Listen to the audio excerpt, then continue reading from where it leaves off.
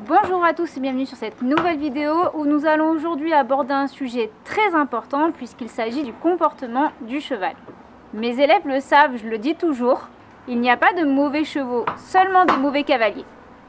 Oui, c'est vrai, je ne suis pas toujours très tendre avec mes élèves, mais bon, c'est comme ça. Et c'est justement grâce à cette vidéo que nous allons essayer de comprendre un peu pourquoi les chevaux se comportent de telle ou telle manière et donc pourquoi j'utilise souvent cette phrase.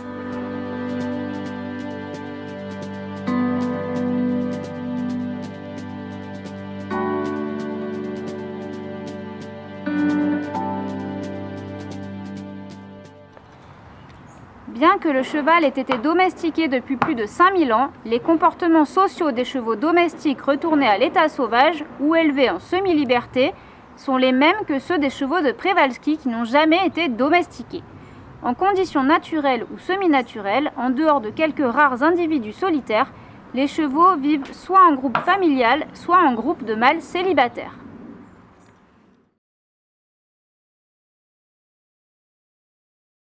Le groupe familial, aussi appelé harem, se compose généralement d'un étalon, de 2 à 4 juments et de jeunes jusqu'à environ 2-3 ans. Certains harems comptent 2 étalons.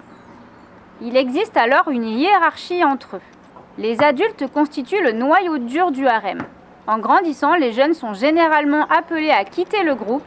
Les juments quittent leur famille généralement lors de leur première chaleur pour rejoindre un mâle célibataire ou un autre harem. Il arrive cependant qu'elles restent au sein même de leur harem d'origine, en particulier si l'étalon chef de famille n'est pas leur père. Les mâles quittent le harem vers 2-3 ans, d'eux-mêmes ou contraints par le chef de famille. Ils rejoignent alors généralement un groupe de mâles célibataires.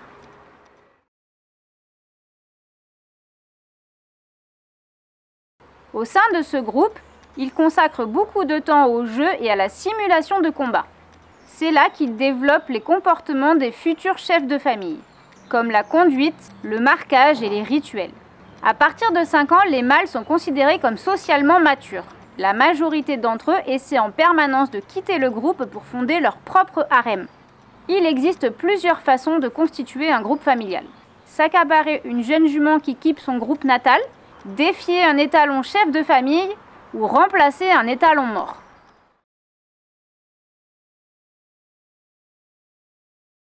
Dans la nature, les chevaux évoluent dans un espace appelé domaine vital, dans lequel ils trouvent ce dont ils ont besoin pour vivre. Eau, nourriture, abris, congénères, minéraux, etc. Les chevaux sont très attachés à leur domaine vital, mais ne le défendent pas à proprement parler.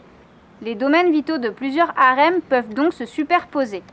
La taille du domaine vital est très variable, car elle dépend de la disponibilité des ressources. Plus les ressources sont abondantes, plus le domaine vital est petit.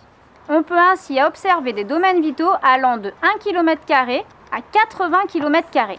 Leur taille varie ainsi en fonction des saisons qui modulent la disponibilité des ressources.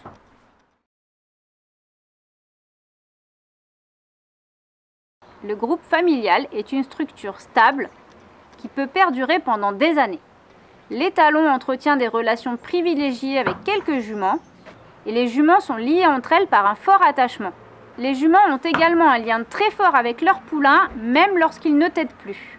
On peut reconnaître la stabilité d'un groupe aux activités collectives.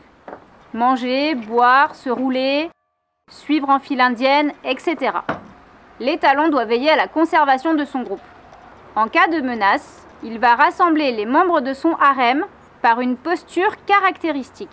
Tête vers le bas, encolure allongée, appelée conduite ou chasser l'intrus.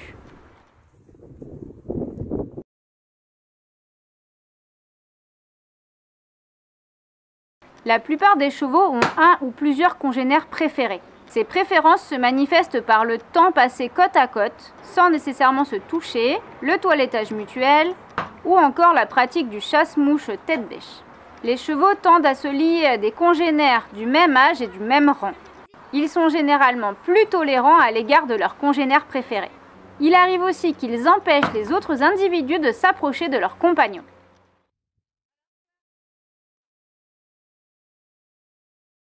Le statut de dominant donne un accès privilégié à une ressource limitée, eau, nourriture, abri, partenaires sexuels, etc.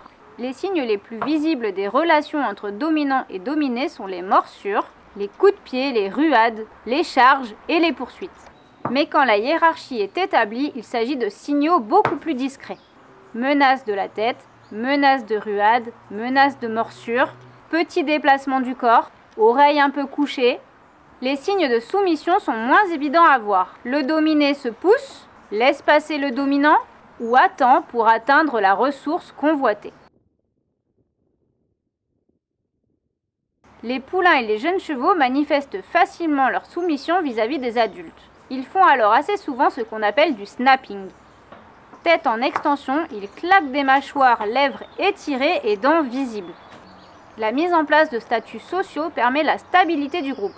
Une fois la hiérarchie instaurée, elle est rarement remise en cause. Les chevaux montrent ainsi très peu de comportements agressifs forts, ce qui diminue le risque de blessure et la perte d'énergie. Aucune particularité physique ne prédispose à être dominant, mais les individus les plus âgés tendent à être au sommet de la hiérarchie.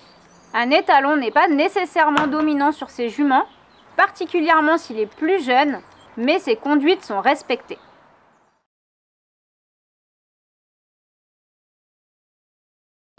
Le leadership est la capacité d'un individu à entraîner les autres dans un changement d'activité. Pâturage, déplacement, repos, roulade, abreuvement, etc.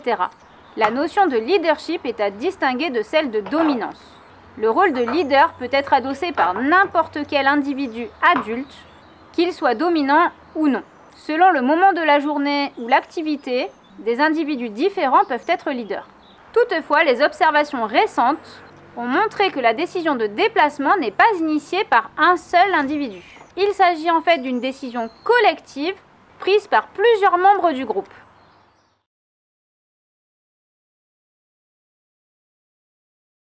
Dans la nature, les groupes évitent de s'approcher les uns des autres. Ils partagent cependant généralement au moins une partie de leur domaine vital et peuvent donc être amenés à interagir. Les harems sont alors plus proches entre eux que du groupe de mâles célibataires. Le comportement de marquage qui consiste pour l'étalon à uriner ou à déféquer sur l'urine et le crottin de ses juments, pourrait viser à masquer l'état hormonal des juments de son harem vis-à-vis des autres étalons. Les rencontres entre étalons se terminent le plus souvent sans agression et après une séquence de comportements ritualisés comportant tout ou partie des éléments suivants. Attention visuelle soutenue, augmentation de la tonicité de la posture et de la locomotion, investigation olfactive réciproque, couinement et menace des antérieurs et défécation. Les nombreuses piles de crottin qui jalonnent le domaine vital serviraient de signaux visuels et olfactifs. Dans le cas où des groupes utiliseraient une même ressource limitée, par exemple un point d'eau, il apparaît une hiérarchie entre les groupes. La famille dominante aura accès à la ressource en priorité. Dans une configuration où les ressources sont abondantes, les individus de groupes différents se rassemblent parfois, mais auront tendance à s'ignorer malgré la proximité physique. Leur regroupement semble alors constituer une défense face aux éventuels prédateurs.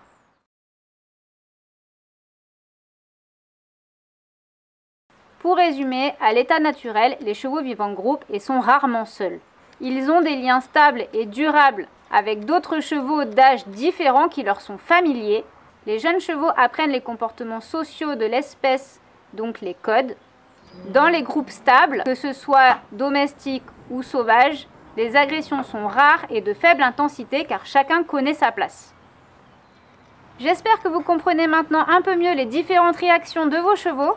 Et c'est justement en prenant en compte tout ce que nous venons de voir que vous pourrez devenir de meilleurs cavaliers, ainsi vous mettre un peu plus à la place de votre cheval pour adapter vos séances et savoir réagir dans un langage qu'ils comprennent. Comme d'habitude, si la vidéo vous a plu, n'hésitez pas à la liker, à la partager, à la commenter et on se retrouve très bientôt dans une nouvelle vidéo.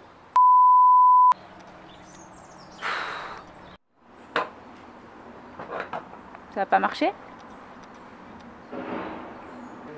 Menace de la tête.